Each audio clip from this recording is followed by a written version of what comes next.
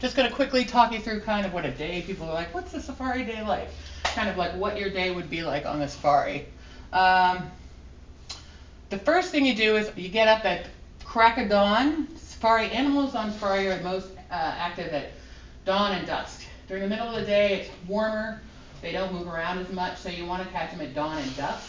So you get up maybe 5:30 in the morning. Somebody will wake you up, usually jumbo, which means hello, on your tent or your door, and they'll bring you coffee and maybe a scone. You go out for a couple hours. You do some game drives. You see animals all over, depending on where you are, what kind of animals you see. You see them in big herds, and you see singular animals. You see both. I mean, you'll get all kinds of animal viewing. From there in the morning, you'll take a coffee break usually. It's a nice little break. People like to stop, have a cup of coffee or an orange juice, kind of talk about what they're all excited about, what you saw. It's just a nice little break. And then go out, do some more game driving, and then you come back and you have actual breakfast. So breakfast when you come back. Usually after breakfast, there's some activities that some lodges have. There are lodges that you can go for a walk, like a bush walk, and I know that makes people panic a little bit. They're like, weren't there lions and things in there? The guides that take you, you'll go with your safari director, your Micato safari director, but you'll also go with a guide from the lodge. And the guides in the lodge know the area. They go out every day. So they know kind of where the lions hang out. They know where the dangerous animals hang out. They don't walk you through there. They don't have any interest in taking you into a lion's den any more than you want to go in one. But it's a really interesting experience to be on your feet and see a giraffe in the distance or see an elephant in the distance. And I did the walking safari out of in the Mara, and we had a Maasai warrior that led us with his bright red. Red scares lions because Maasai warriors are so amazing that the lions are afraid of anybody wearing red. And then we had a guy that followed up with a rifle, and we had a guy who was a naturalist explaining everything. And so I never ever felt the least bit concerned about it, and we got to see baby giraffe right up close. I mean, and they were telling us about the different herbs that both the animals ate and the Maasai used and how, and it's pretty fascinating. And it was a long hike. I mean, anybody could have done it. Yeah, it's not a vigorous hike. You're not doing any climbing or anything like that. Then you come back and you have breakfast. Then after breakfast, that's usually when you have time to relax. People sit by the pool. People hang out, go for another walk. I generally nap because you're getting up at 5:30 in the morning. You're usually exhausted about that time.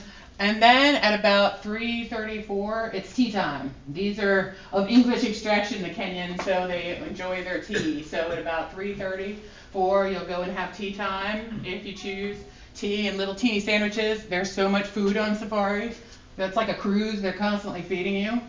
And then from there, you go out on your afternoon game drive. Same thing. Animals, different kinds of animals. The funny thing to me is people always say to me constantly, is this going to get boring? Is this going to get repetitive? Am I going to see the same thing over and over again? It's like watching a different show every time. Like one game drive you could go out and follow elephants around or see wild dogs, and then another one you can go and see lions and maybe, leopard cubs and things like that. It's a difference, like watching a different show every time. And the best thing about it too there is that even the guides don't know what you're going to see. Yeah. But they sight animals like you would not believe. I mean, we were driving along one day and all of a sudden the guy goes, oh, there's a leopard. And we're all looking. And he says, no, it's up in the tree. Yeah. And we're looking. And the leopard's tail had hung down just that much out of the tree. And he took us right up to it, and sure enough, we sat there for 20 minutes and watched this leopard, and he finally got tired of us watching and came down and went off into the bush, and we kind of tracked him from behind. But it's like hunting with a camera. I mean, and it's like looking for shells on the beach or what, you just get so involved Yeah. in finding the net, and you'll have your binoculars and you're trying to see stuff and find it before anybody else does, but you never will find it before that happens. Never. In fact, sometimes when they found it, I can't find it. I'm like, where am I looking? It's also the experiences. I think a lot of people think, I took my little, just as a little side note, I took my little brother last year. My little brother is like, that was his dream. He always wanted to go on safari. He's 41. But it was his dream to go on safari, and I took him last year, and he was in awe of how many animals there were. He spent a summer working in Yellowstone, and he thought it was going to be similar to that. And I think a lot of people think that, you can go to Yellowstone and you'll drive for 15 minutes and you'll see a bunch of moose. I was just there, mooses. And then you drive maybe another half hour and you see a ram on the side of the road, kind of that experience. It's not that experience at all. It is literally, there are times in the Masai Mara or the Serengeti where you look out and there are antelopes over here, elephants over here, a giraffe over here. It's pretty plentiful. On our first drive from the airport to our first camp, we saw all but one of the big five. On your first drive? On our first drive, just going from the airport to, they didn't just get on board and go when we did some moving around. But yeah, we saw leopards and lions in Samburu, right? In Samburu, yeah. And you're going to be amazed to find out how many different kinds of zebra and how many different, they're just, I always thought they were zebra, but there's a lot to know. And then you look for different animals, monkeys. I don't like monkeys. They're too smart. Monkeys are smart. In Samburu, they have to, just as a little side note, where she's been to and I've been to, the tended camp, you have to put these little, I don't know what they're called, they're hook blocks. They're just basically, looks like a light bulb shape. It's a piece of metal, and you have to put it around both sides of your tent because the monkeys can't unzip. They can't undo the locks, but they know how to unzip, so you have to make sure. That's my little monkey story. Then again, like your game viewing, you do the refreshments this time in the afternoon. It's usually a beer or a soda or something like that. They'll stop and have a glass of wine, kind of similar to the break in the morning. And then you go home and you have dinner. Dinner, they like to rotate. Sometimes it'll be outside in what they call a boma. It's like a fenced-in area. Sometimes it'll be in a dining room. Sometimes it'll be in the deck. So different experiences every night. So that's that. That's kind of what a day looks like. Then you go to bed and you get up and you do it again over and you see a whole different show the next day. But I wanted to, before I take your questions, and I do want to answer anybody's questions, kind of get I know some common questions and answer some of them for you. The first question I get asked a lot is, what is the food like? The places that you stay on this tour, or we could go with Micato, they're all catered to Westerners. Like their main clientele is Westerners. So your food, for the most part, is chickens and beefs and potatoes and things like that, and delicious food. And I have never had a stomach issue over there. Not to say that hasn't happened, but I've been many times and never had issues. You just eat like I normally do and have delicious food.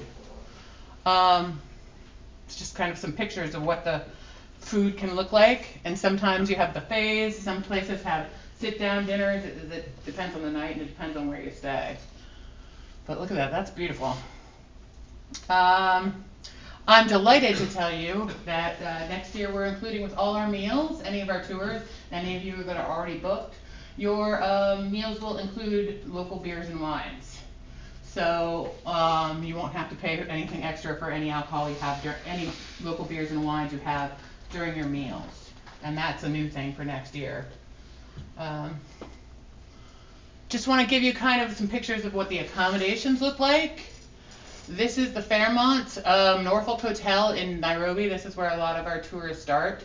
It's like the Mars or the Mount Kenya Safari Club. It's famous. It used to be kind of where the Hemingways and the Teddy Roosevelts came when they came into Nairobi before they went out safari. It has that gravitas. It has that feel to it when you go to it. It's a lovely hotel. And it's in the midst of Nairobi, so it's a big city, but it's got this right across from the university.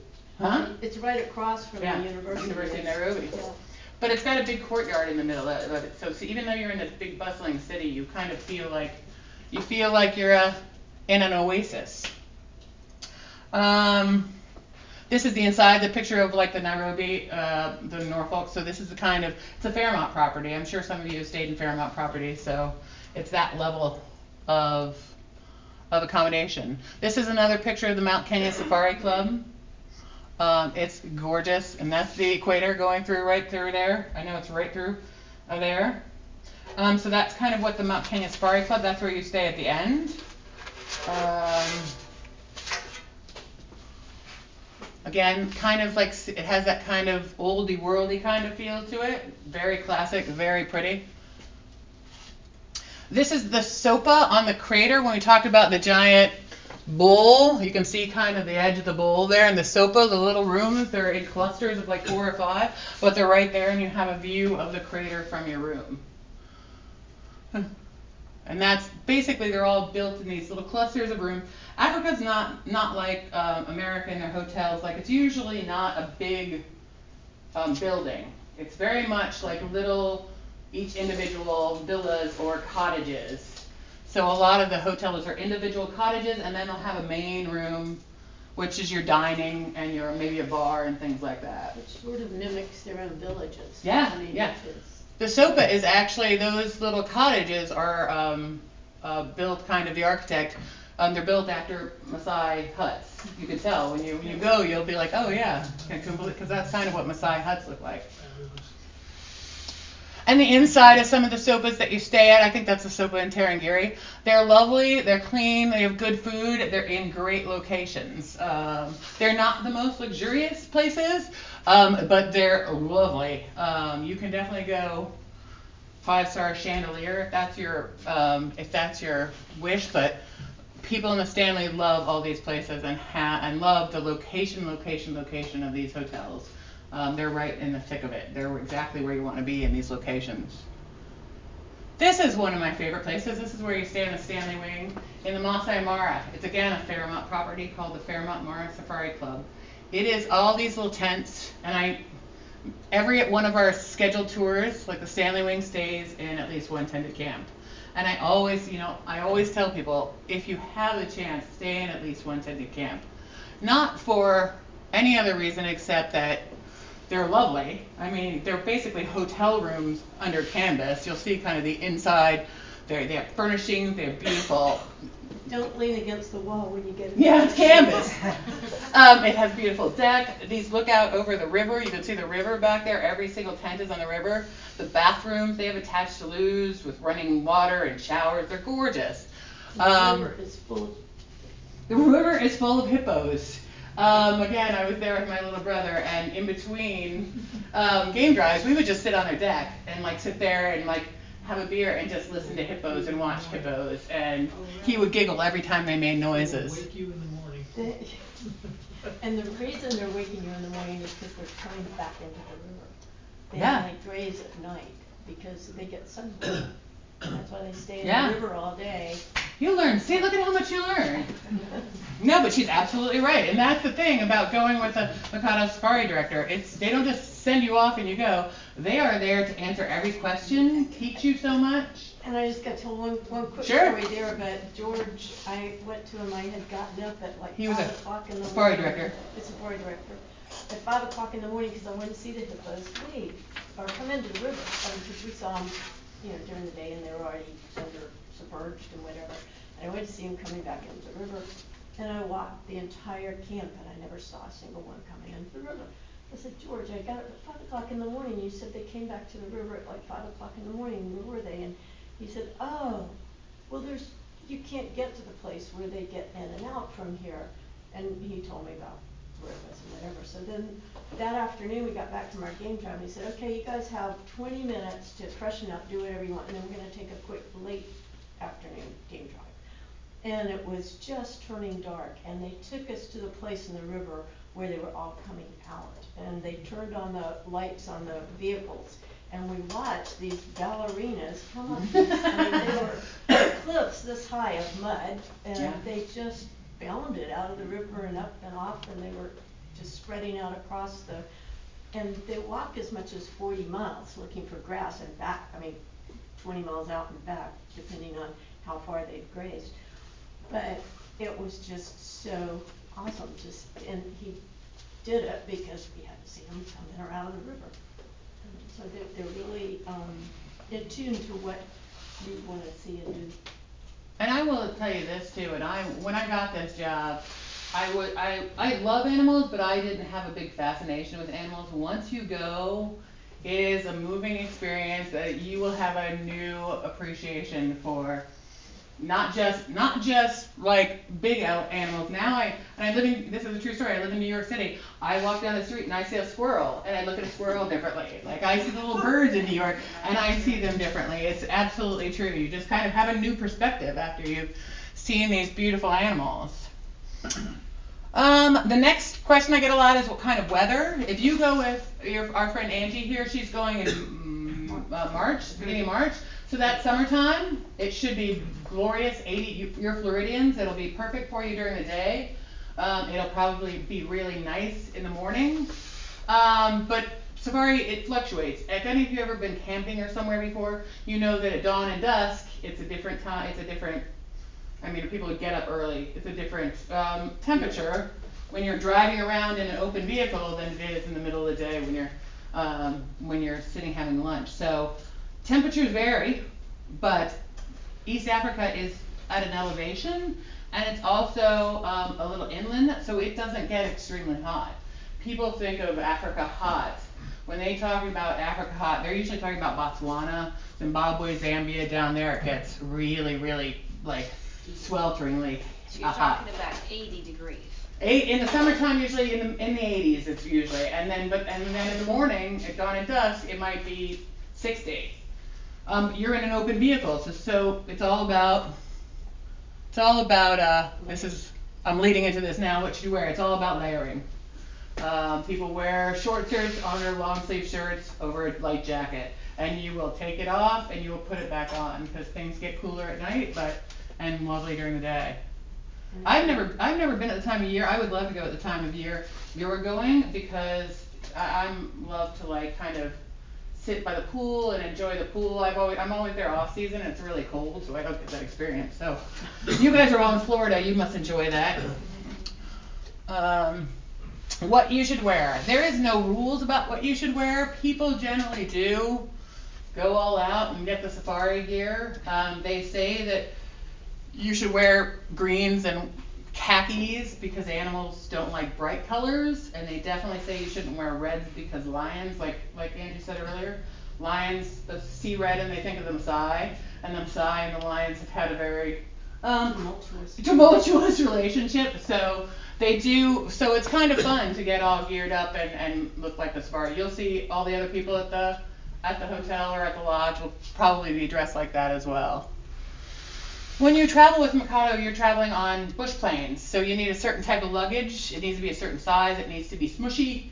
So what we do is we send all of our guests these lovely bags, so you don't have to worry about that. You don't have to worry about, is my bag the right size? So every single person gets a bag sent to them in kind of with their final documents. And two great, maybe 1 minute. No, go ahead. Two great things that I learned. One, pack in Ziploc bags. That way you pull out all the bags, you can pull out what you want, and you don't have to repack at every stop. And take an extra one for your dirty clothes, because Micato now includes laundry as well. So you don't have to take as many clothes. But the other, take it away, Angie. The other thing is that you can leave a bag at the hotel in Nairobi. They have a storage, so if you wanted to take a little extra, and one of the things, and you probably get to this too, but they do encourage you to bring some things for the kids, some school supplies or whatever.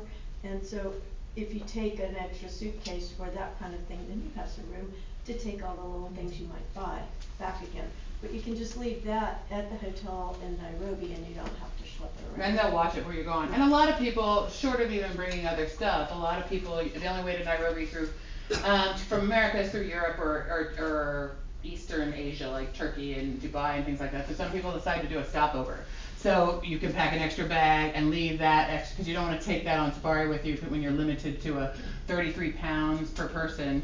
So you can leave that, and Micato Concierge will hold that for you until you get back. A question I get a lot too, are there lots of bugs and snakes? You people are from Florida, so I would say you have a lot more experience with bugs and snakes than people on safari do. I've never had a bug issue and I've never seen a snake. So I know, is it buggy down here in summertime? Yes. Yeah, I mean, they do tell you to take malaria medicine, or they recommend, the CDC recommends you take malaria medicine, but I don't even think I've gotten a mosquito bite since I've been over there. I mean, there are some bugs, but it's not going to be like people picture it, just like attack of the bugs. And now, if you went and stayed in the Okefenokee in one of those, yeah, it's nothing. Yeah, you guys probably have a lot more experience with bugs. And the only snakes they talked about, and we never saw them, were up in rocky areas that you'll never be walking on. Huh. Some giraffes. Do you need a lot of shots? The only thing you will need if you go with Angie on the Stanley Wing Safari, you need yellow fever, because to get from Kenya, you go from Kenya to Tanzania, and Tanzania asks that you get yellow fever, and it comes with a little yellow fever card that you show. You get the shot. It's good for 10 years, so you might already have it, and it basically it's good for 10 years, and then it basically you need it to get into the country. Take it with you. Outside of that, there's no shots that you absolutely need. That's between you and your doctor. Even if you had a doctor that said, you know, I don't want you to take the yellow fever, you can get into Tanzania with a note from your doctor. But most people get the yellow fever shot. The great thing about yellow fever too is you guys are probably all travelers. If you're thinking about going to Africa, you must all be travelers. There's a lot of places that need yellow fever. So I went to Africa one year, and then I had to go to Brazil. I went to Brazil the next year, so I needed my yellow fever card. So it's good for a lot of places. What are the vehicles like? Kind of to give you a look at what the safari vehicle's like. That's the look of them. Those are Micato decked out safari vehicles. They seat 6 people. They could seat 9, but they have no middle seats because everybody needs a window seat. They have an ice, it's not, I mean, they call it an ice box, but that sounds like it's a cooler. It's actually a little refrigerator in the back. A lot of people stand. You can stand while they drive along and look out in all directions. They're equipped with your own binoculars. They'll give you bean bags for your, we give you bean bags for your photography equipment. There's books in there if you want to look up a bird while you're at it. Even if you can always ask your safari director, you don't have to look it up, but there's a lot of stuff all equipped out in the safari vehicle. What kind of activities are available when we are not on game drives? We kind of went through this a little bit. You can go for bushwalks. There's some people in a giraffes. There's places where you can go bike riding. And some other places, there are places you can go, like the Mount Kenya Safari Club, where you can go horseback riding if any of you are equestrians. I am not. A lot of places have either a spa, or if they don't have a spa, they have in-room massages and in-room treatments that you can do. A lot of times that's what people do in between game drives, if you're inclined. You also get to visit, this is a picture of going to a Maasai village, and you can see the Maasai huts in the back and kind of how they look like the sopa. But you have an opportunity. The women build them. They do? Yes. I don't think I knew that either. Yeah. So it's an interesting experience. You get to kind of meet the chief. He gives you a little talk kind of about Maasai and their pastoral people and about how they really revere cows, and cows are like money. It's just a really interesting, they talk about the women taking care of the children in the schools. So it's just fascinating to spend an afternoon. And again, you do that in between game drives. You basically do a game drive there, go to the village, and then usually do a game drive back. The other thing that I recommend that every tour can do if you want to, it's an extra, is to go, and I recommend it if you are at all inclined to go on a boat. No? I mean, no? Ron I crashed. Oh, Ron! Really, in a balloon? Oh, you're going to kill my story then. Because I really think I got... Power lines there. You know, and Where were you? went to South Florida, Tampa. And you crashed? Well, we he got had the into some lines. power lines. Okay, well, there are no power lines in Maasai Mara, so you don't have to worry about that, Ron. I think you'll be okay. If you crash, there are lines. Yeah, that's true. Yeah. I would do it either. recommend it because basically If you've never done it before, it seems, and Ron, It's be quiet, Ron, for a second. He's gonna ruin it. I did it and it turned out good. Yeah, you did. It's beautiful. People think it's scary. It's so peaceful. You're floating. You're not jettisoned through the air. You're floating. You float over animals. You look down and you see herds of elephants. I really thought it was going to be like, I don't know, I just thought it was going to be much scarier than it was. And I got up there and it's so peaceful. The other thing, I thought it was going to be really cold.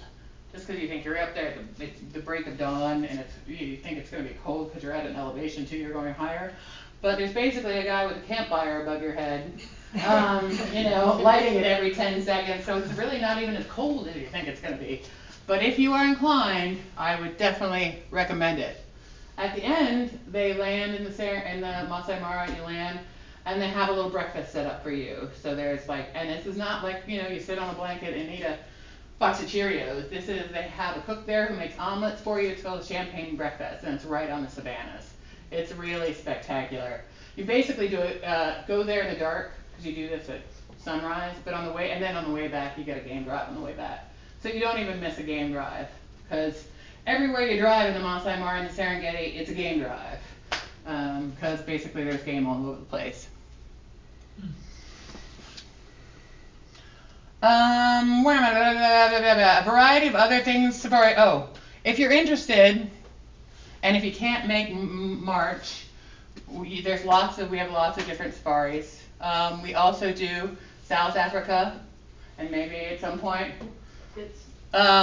with Cape Town, the winelands, going on safari in South Africa is much different than it is in East Africa. I always recommend, if you've never been before, East Africa is probably what you have in your head. It is, the Hemingway, the Daktari, that kind of big, wide open savannah. That is what East Africa is. South Africa is going to be for people who want to do a little bit, they want to do some safari, but they also want to do some other things. They want to see cities, they want to go wine tasting, and that's great for a second safari. So when you come back from Angie's, come on back. Angie could put together one for South Africa. Also go to Victoria Falls as an extension. You can do this as an extension to your safari if you're going with Angie, if you're at all interested. Victoria Falls is about a 3.5 hour flight, 3 to 3.5 hour flight from Nairobi. So at the end of the tour. And that is new. It used to be impossible. Yeah, because they just started about a couple years ago. They just started direct flights. They didn't have direct flights. So you can go back to Nairobi, overnight in Nairobi, and again, you don't have to worry about the logistics. We would do everything for you. And then go down to Victoria Falls as an extension if you were interested, either before or after your trip. And people ask me about Botswana. Again, I would say second tier, not second tier, but second trip. It's for people who kind of are interested in water-based game viewing and some specialty animals. And Botswana is known for its wild dogs, which you don't see as much in East Africa. But again, I would say East Africa is where you want to go first, and then these are places that people go afterwards. The lilac-breasted roller for any birder. Is anybody a birder? Yeah, I am. You are? You're going to love it. Bring your books. Micato also does trips to India. Angie, if you are at all inclined to go to India on a tiger safari, we can do that as well, and take you to places like the Taj Mahal outside of that. One last thing, and then I will be done. And we have this thing called 8 Great Reasons to Book with Micato, just to give you kind of why Micato. I know a lot of you probably traveled with a lot of tour operators. Why Micato? Why not some other tour operators? So I'll go through these really quick. And these are pretty specific, so I want to read some of the things to you. We have been named World's Best Safari Outfitter 9 times. No other tour company and no other safari company has been voted more than once. So we're amazingly proud of that. We also won World's Best Family Safari Outfitter and Travel + Leisure's World's Best Value Award. I think that's amazing, because being a luxury company, you don't often get voted the world's best value. That says something about what we offer to guests. It doesn't mean that we're the cheapest. It just means that you get what you pay for, and you get Something extra. Something extra, exactly. We also just recently got a Tourism Cares. We were honored to it's an award that they give out to tour operators to receive the first ever Legacy in Philanthropy Award. For those of you who are interested in this part of it, the new honor recognized Micato Safaris as a company that has demonstrated continued corporate and social responsibility throughout our lifetime. It's also our 50th anniversary. As you saw, the Pintos, they started this company in Kenya 50 years ago. Another reason is one of my favorite reasons, not my favorite, but one of my favorites, is the safari directors. And I'm not going to read out the script because I have so much experience with them. These guys are amazing. Angie can testify. I'm a question person. I bother people with a lot of questions. And these guys are unstumpable. You can ask them the gestation period of an elephant shrew, and they will rattle off 3 months to you. All of our safari directors are college educated. Most of them majored in wildlife management. They all speak English clearly. That's an important thing, especially in East Africa, because people can speak English, but it's not very easy to understand because of thick accents. But on top of that, it is amazing to me what these men know. The other thing that I think that should be mentioned, and I tell this to people all the time, is you have a guide that goes with you throughout your trip. That's important for so many reasons, but the main reason is because if you did just a safari and somebody put a bunch of hotels together and connected you with the flights and said go and have a good time, and you didn't have somebody that goes with you, you ultimately would go to one safari lodge. You'd get in a vehicle with a guide. He'd take you around, talk about zebras and their stripes, talk about giraffes over here. The next day you get in another vehicle with another group of people, maybe with another guide. He doesn't know who's just got to the lodge, how long you've been on safari. You hear the same story a lot. You go to the next lodge, and again, the guide has to start at stage 1 everywhere you go, because he doesn't know how far and how much you know. Having a guide that takes you to each place and can go, hey, remember when we saw that lion back here? Here's something similar, da-da-da. It is amazingly valuable in how much you learn and how much you really walk away just having so much more of an appreciation for not just the animals, but they know about, they're Kenyans, they're Tanzanians, they know about the culture, they know about history, politics. Last time I was there, I had a whole conversation with my safari director about dowries. And in Kenya, the dowry is not paid by the mother or the wife's parents, it's paid by the father's parents. And so we were just having this whole kind of conversation about the culture. You're not getting an American flying in there taking you around Kenya and back. So you're getting people who know what they're talking about. They blow my mind every time. And there are just some of the pictures of our safari directors. There's George. This is who went with Angie. It is. Yeah. Another one is, and I didn't even know this was a thing, you guys might have more experience with this, but every departure is guaranteed. I didn't know that there were companies out there that you could book all travel agents. Well, I have a perfect example of that. Some of my best friends decided to do the Hemingway Safari in January, and they happened to know people in the embassy over there. So they were going to spend some time with them and then take the safari. They were the only ones that booked that date. And that safari went with the 2 of them. They had a private safari for the price of a group. Good for them. And yeah, I had their safari director with, and she totally recommended that I ask for him. But everybody will ask for the one that they have. Yep. Because they're so personal. But they do, absolutely, down to the first person they will operate. Oh, yeah, I didn't even know there were tour operators. I can't believe there are tour operators out there that will cancel. Well, we've had that happen too. How do you do that though if you've already booked your ticket? Like how? It costs money. Oh, that is well, we won't do that to you. I didn't know that was a thing, but we would never do that to we've never done that to any guest. This is the one that, again, you guys are here talking about going to Africa. You must be pretty well-traveled people. So basically, no tipping ever.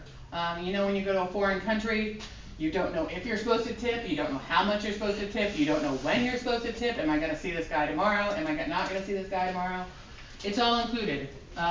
Waiters, waitresses, porters, even your safari director and your driver guide. Everybody's taken care of. Everybody's taken care of, so you don't have to worry about that at all. I just think that takes an amazing amount of stress off the situation, because I have been in those awkward situations, not knowing if I'm over tipping it as an American or not tipping enough. Micato has won the Condé Nast Traveler World Saver Awards. And again, this is specific, so I'm going to read this. But we are extremely proud to have won 5 Condé Nast Saver Awards. Condé Nast recognizes companies who are good global citizens and have been creative about protecting, conserving, and supporting natural environments and local communities. We're very proud of our 1 for 1, and I don't know if Angie has talked about this, but we have a 1 for 1 commitment, and that basically means with every safari that we're sold, we pay for 1 child to go to school from the slums of Nairobi. A lot of people will tell you, you'll have people go, oh, Kenya, it's free to go for school, kids to go to school. It is free technically for kids to go to school, but they have desk fees, they have uniform fees, they have book fees, things like that. And these kids who live in these slums, they don't have, their parents don't have money for any of that. So basically what that happens is when you buy a safari, you paid for 1 child to go to school. And we continue to do this with every week that we sell safaris. You're also, it says here, and I want to bring this up because I think this is important, we're a local company. We have offices in Nairobi. We have people that work in Arusha, Tanzania. We are a local company. So you're supporting the local communities. Again, we're not a company that brings somebody in from Philadelphia, takes you on a tour, and flies you out. The infrastructure is there and is going towards the people of that community. Number 6, this is the one I have a great story of that is pertinent to right this morning. Everybody gets concierge. You get assigned a concierge when you arrive. And basically people go, concierge, I don't need a reservation at the Ritz. But it's so important and so great to have, and I'll give you an example. I do schedule, or not scheduled safaris, I do lots of customized safaris, and I had guests just 2 days ago that were supposed to go into Johannesburg. They were immediately going into Johannesburg, and they were immediately going out to the bush. They were landing at 8 a.m. or something, and then they had a noon flight out to the bush. They missed their flight, and so they weren't obviously able to get the connecting flight to the bush. They called their concierge, or they called the hotline, got their concierge. She immediately booked them, or they had to figure out where they were getting. So they were getting in that night instead of this morning. So she immediately knew that they weren't going to make their connecting flight. She booked them in a hotel room that night, and she booked them on the flight the next day. All's good, right? I just got this morning.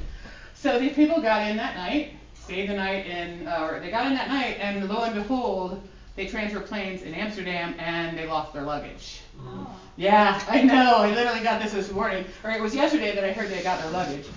And they lost their luggage, so they get to Johannesburg, get to the hotel, but they don't have any luggage. They're leaving on a flight tomorrow. The luggage won't get in until the next night. So again, their concierge, the Micato concierge, arranges for one of our Micato reps to go to the airport. They get up the next day, take their flight out. They take them to Woolworths. I think they bought some underwear and some toiletries, like their safari director did. They flew out, and then somebody met their luggage that night, and that night they drove it 5 hours to their lodge in Madikwe in Johannesburg. So they went on their early game drive. They didn't know when they were getting their bags. They came home at 9 o'clock, and their bags were sitting there. I just got this email of mine saying, she's so happy. This is the greatest. So a concierge is there even better when you don't want to need her a lot of times but she's there to smooth things out if you do. Also, I've had guests leave their glasses in one place, and they will, if you call the concierge, I've had guests who, she's called the lodge, they found the glasses. We have relationships with all these bush pilots. So they'll just hand it to the next bush pilot going to where they are. Bush pilot gives it out. gives it to the guide at the next place, and they have the glasses at the next place the next day. So things like that are things that just having that support system that are invaluable. We talked about that. Jane and Felix Pinto invite you into your home. I just think that's a lovely touch to have that experience, like a home experience versus a restaurant experience. And one of the two things that did for us was you felt like you were part of the Micato family for the entire trip. I mean, they treated you so genteelly. But it was also neat to see that people live and survive in Nairobi. Yeah. I mean, they live day-to-day lives. They go shopping. They go to clubs, and it is a livable city. You just have to know how, and that's why they don't turn us loose on it. Yeah, Jane and Felix grew up. They grew up in the west of Kenya, but they grew up in Kenya. And the reason number 8 is what we talked about earlier. We pay for a child's education for every Micato Safari that's sold. So at the end of the week, this is true. We don't get sales reports. We get our reports on how many kids we sent to school that week. So they'll be like, we sent 30 kids to school this week, or we sent 45 kids to school this week. So that's a lot of times what Micato talks in those terms, and not so much in, that's what we're motivated, and that's what we talk in. Honestly, when I applied to work at this company, and for some reason I always thought I was going to do something really meaningful. I thought I was going to be a missionary or like help kids somewhere, and I didn't, unfortunately. But there is a little part of me that is very proud in some way that I am doing something to help these really fantastic kids. There's a picture of some of the schools and a picture of the kids that you get to meet. At the end of the tour, you'll get to go to the Harambee Center. That's what Angie talked about. That's the community center that Micato has built in the middle of the Mukuru slum in Nairobi. So if you are inclined, we take all guests to meet the kids. There's a preschool there. There's a women's center there. There's a library there. There's a well there. It was the first well built in Mukuru. When you drive through Mukuru, it is amazing. It sounds depressing. It's not. You see really happy, amazing people, but you are looking at extreme poverty. You are looking at people who live in tin shacks that don't have running water. In the slum, there is actual, outhouses in the slum. You don't have. We did see some TVs in here somewhere. Yeah, you do see wires for things like that, but yeah, absolutely. We also support, another leg of our philanthropy is Huru International. What Huru does is, unfortunately, there are a lot of girls in Kenya who, when they get their periods, they don't go to school because they don't have any way to deal with it, so they stay home. So there's an epidemic of girls in Kenya and Tanzania that are not going to school and are missing out on that opportunity. What Huru does, and there's a little factory in, it's not a factory, it's basically a room where you see people making them, but they make reusable sanitary napkins, and they distribute them throughout Kenya and Tanzania, so that these girls can go to school, so they don't have to miss out. This kid I love. I just like her. I just think she is so beautiful. That is just some more pictures. This is. I'm gonna do my spiel before Angie talks. In fact, you will all have a very special treat on Angie's Safari. Wallace Pearson has been a valued sponsor of a young girl named Faith Muisu since 2010. Faith is now 16 years old. Faith is the youngest of 6 children. Sadly, 3 of Faith's siblings have passed away, and Faith's father have also died, leaving her mother to support her family. She sells vegetables. The mother sells vegetables on the side of the road. Typically, a family in the Mukuru basically lives on about $1.30 a day. A family of 3 to 4 people. So clearly, they couldn't invest in her education. Faith and Angie, happily for Faith, the good people of Wallace Pearson decided to sponsor Faith's education. As you can see from this photo, wait a second, let me get to it. As you can see from this photo taken in 2013, Faith is doing very well and looking forward to graduating in 2018. That's part of the trip if you decide to go to. We're gonna arrange for, Angie, look, you look like you're getting teary-eyed, getting a chance to meet and to see Faith. And we have guests that sponsor children. You can actually sponsor children, and we have lots of guests that do, where you sponsor children to not just pay their fees, but like send them off to a boarding school, kind of take them and put them in a better environment. And we have lots of guests like Angie who want to meet their children and kind of have an opportunity to connect with the children. And I have to say, it's my whole office, all of them are We involved in that. we love I her. get letters It's from been her. amazing to see her Yeah. progress from a young little girl and the notes that she writes, and she's so faithful about sending letters, and she calls us the aunties of, you know, the travel agency, and it's been amazing. That is amazing that you guys do that. Thank you very much. Well, I just have to, I don't know if you can see that, but those are P&M wings on her sweater. She had sent a video to, Micato has a great, anyway, they had videos of all the kids that were sponsored by people that are part of Virtuoso, and her video, she said she wanted to be a flight attendant, and I was a P&M flight attendant, so I sent her my P&M wings and some words of wisdom, and when she came to meet me, she was wearing the wings. Oh, That was so special. that's really sweet. So that about wraps it up. When you travel with Micato Safaris, you will see amazing wildlife, fabulous vistas, and have really meaningful experiences with like the people. You'll be amazed. Go ahead, sorry. That's not dressed up for the picture. They Oh, no. Come Yeah. to meet you like that. And so many people come back and they're like, you know, the animals are fabulous, the meals were fabulous, but the people are so genuinely warm and lovely. You really get that, you really walk away with that feeling. So hopefully, if any of you are interested, you'll find the trip that ties you to Africa, and you'll feel like I don't know, I can't explain it. I get teary-eyed every time I go. It really is a unique experience that It's a changes primal you. experience. Yeah, you were talking about your experience earlier, but that is it. The last thing is just, and please remember that when you travel with Micato, for every safari bought, we send a child to school, so you may very well save a life, and that is true. Thank you.